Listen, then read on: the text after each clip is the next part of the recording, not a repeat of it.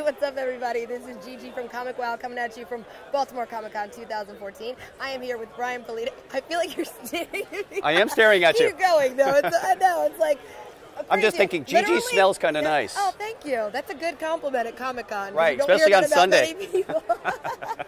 So the funny thing is, I have, and as it makes sense, my notes on my card for questions, one of my first ones is, fun guy. Oh. That's what they told me. They're like, he's a fun guy. So let's get into some actual questions for our viewers. So as a creator of many of the Chaos characters, how do you feel seeing it celebrate 20 years, 20th anniversary? Well, it's pretty incredible. It's amazing that the characters can have a life after that many years. I mean, you know, we blew up in the 90s, and to see that they've survived that long, it's pretty incredible. That's got to be incredible. I mean, 20 years, when you think about it, like, that's a long span of time, and longevity for any character. Absolutely. It's a big deal. So, okay, the love for Lady Death, specifically, has yet to fade over the last 20 years. As her creator, how does that make you feel?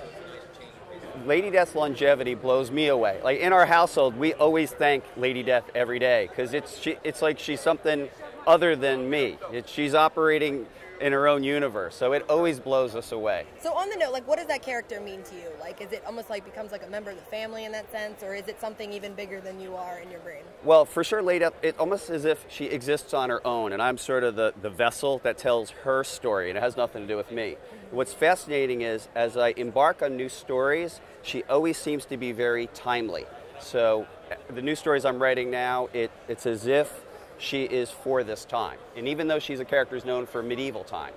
As a male writing a female character, do you find that you write based on what you want to see a woman be, or what you think women will relate to as far as a female character? You know, it's a fascinating question you ask, because I am in an inquiry about that. I realize that for myself, I've written her as a human being.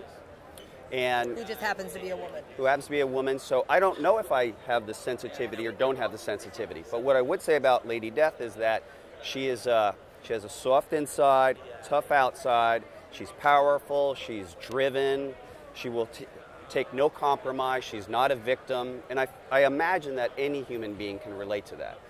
But it's a fascinating inquiry, because here we are in 2014, there's a ton of amazing quality female talent coming up, and I'm reading their material, looking at their art, and really fascinated. And one thing I would like to look at in the future is bringing in a female writer to just get that perspective. I am available. Right on. Fair enough. All right.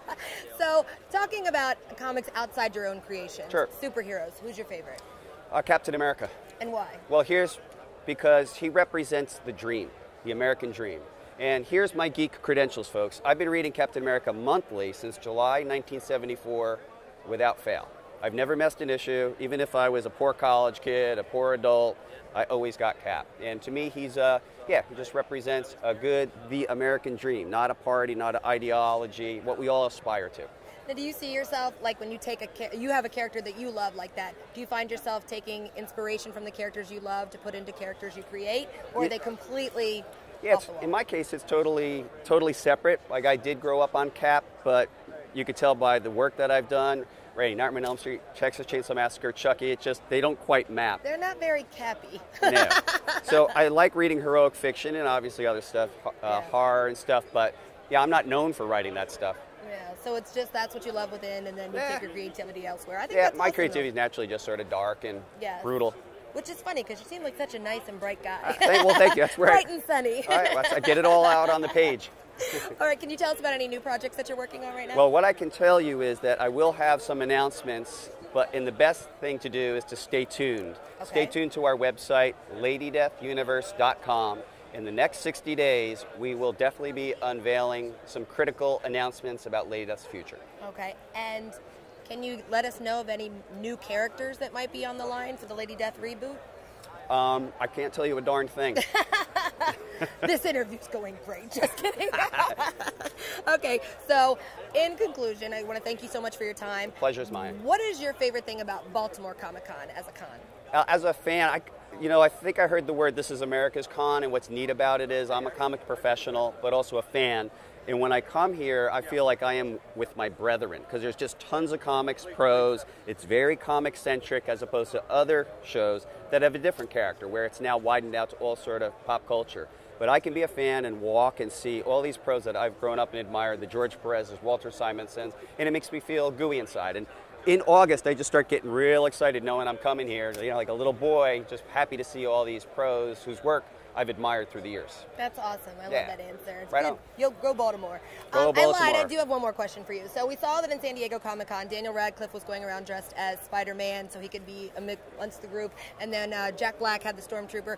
What costume would you walk around in here so nobody was Maybe bothering you? Deathstroke the Terminator. Dark, of course. Yeah, of course, right. Not Captain America. You're going with Deathstroke the Terminator. I love Cap, but I would never dress like Cap. So see, Cap is Cap. No wonder we never see the two of you in one place. That's it. All right, well, with Brian Pulido, I'm Gigi. You're going to get more information on all the stuff that's coming out from Lady Death, the stuff we can't know about now, but will be knowing about in the future on ComicWow.com. Thanks so much for joining us. You're welcome. Thank you.